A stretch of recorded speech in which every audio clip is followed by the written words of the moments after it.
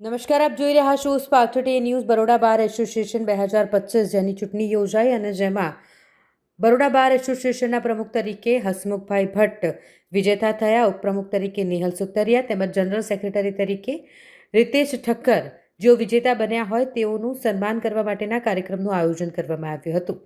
શહેરના હરણી Varasiya ring road પર આવેલ બહારાની એસોસિએટ્સ દ્વારા આ સત્કાર સમારોહ રાખવામાં આવ્યો હતો અને જ્યાં હાલ જે વિજેતા મેમ્બર્સ છે બરોડા બાર એસોસિએશનના પ્રમુખ સહિતના તેમનું સત્કાર સન્માન કરવામાં આવ્યું. હું એડવોકેટ પૂજન બેરાની એસોસિએટ્સ વતી વડોદરા વકીલ મંડળની જે ચૂંટણી થઈ હતી એમાં ચૂંટાયેલા ખૂબ જ સારી બહુમતીથી ચૂંટાયેલા પ્રમુખશ્રી, જનરલ સેક્રેટરી શ્રી, ઉપપ્રમુખશ્રીનું આજ રોજ બેરાની એસોસિએટ્સની ટીમ વતી એમનું ખૂબ ખૂબ સ્વાગત કરીએ છીએ અને ખૂબ જ શોર્ટ ટાઈમની અંદર એમને ઇન્વિટેશન આપ્યું અને એમનું અમારું ઇન્વિટેશન સ્વીકાર્યું. એટલે આજ રોજ અમે ભેગા થયા છે અને એમનું આમંત્રણ એમને પાઠવ્યું અને આજ રોજ આવેલા છે.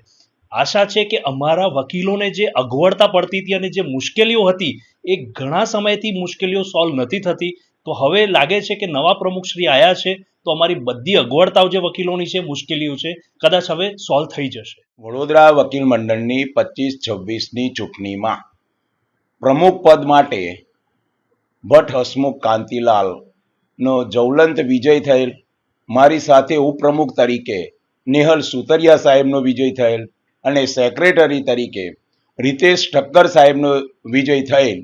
એ બાબતે બેરાની એસોસિએશન દ્વારા અમારો સત્કાર સમારંભ રાખેલ, જેમાં અમે હાજર રહેલ અને બેરાની એસોસિએશનના જે પૂંજનભાઈ છે તેઓએ એવું જણાવેલ કે આપના વિજયથી વડોદરા વકીલ મંડળના વકીલશ્રીઓને જે મુશ્કેલી પડે છે, જે પડતર પ્રશ્નો છે એને હલ કરવા માટેની રજૂઆત કરેલ અને તે પ્રશ્નો હલ કરવા માટે અમે કટિબદ્ધ છે તેવો એમણે વિશ્વાસ આપેલ.